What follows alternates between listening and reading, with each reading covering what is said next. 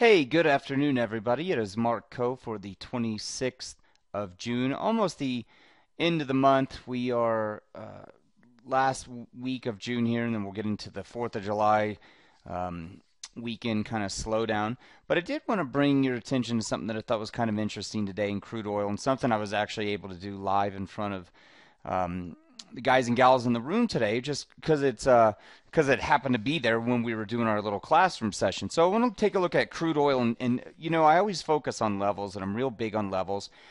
And we were going over this idea of different strategies and different time frames, and we got down all the way to kind of shorter term stuff.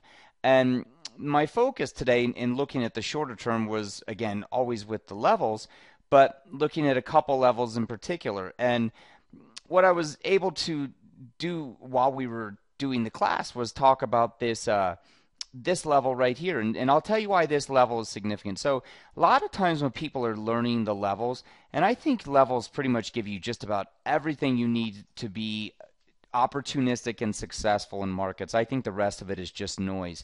I think so much is created to keep it just a constant state of confusion, a constant state of just absolute, almost no chance to really be competitive. And the idea to me is that you really want to be able to look at markets and say, what are the market really doing? Not what do I want it to do, what I think it's going to do. So back to crude oil. What do we have in crude oil? Well, the reason this level comes into focus in crude oil is because there was a big breakdown from it on the 21st of June, right? So this is 43.30.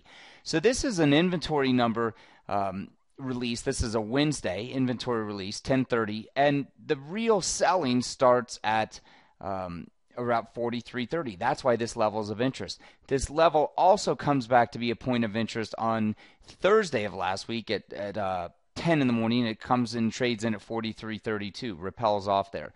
Now, what's happening on the bottom is that you're not getting series of lower lows, and you're starting to build bottom edge consolidation, and that's why this level was of interest. I don't typically mark the wicks when I'm doing just a horizontal line. I'll encompass that in a zone, but just for purposes of marking the level, I will use just a horizontal line, and this is always marked right around the close. And so you can see the closes and opens of these candles here on the 23rd of June, this is Friday, are all sitting around this 42.80 level. So on the dip this morning, I was able to buy some crude, 42.79, 42.80, just short-term stuff. I didn't have much more than 6 ticks risk on it. It was very discretionary type stuff, but it was all based on the levels.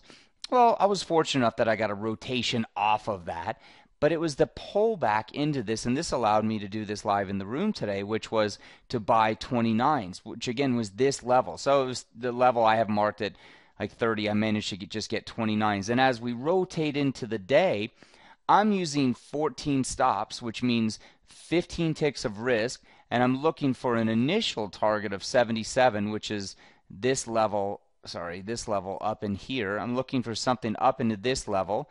So it gives me 50 ticks of upside versus 15 ticks of downside. And as we come into the evening close, and I don't know where they'll open here in the next 20 minutes at 6 p.m., but as I come into the close, I'm sitting 20 ticks in the money, more than enough to go break even while still looking for that 50. So what starts out as a pretty innocent little tap back against a level is now turning into some potential for a pretty decent little afternoon. So again, keep those levels in mind. The levels to me is what it's all about. There are many ways to put these to work for you, but at the end of the day, I think you have what you need there in front of the screens to be able to really make some good decisions. I love to be able to combine the longer term outlook with the shorter term, being able to dial in those levels. But this was just an example of one that happened to give us some opportunities today.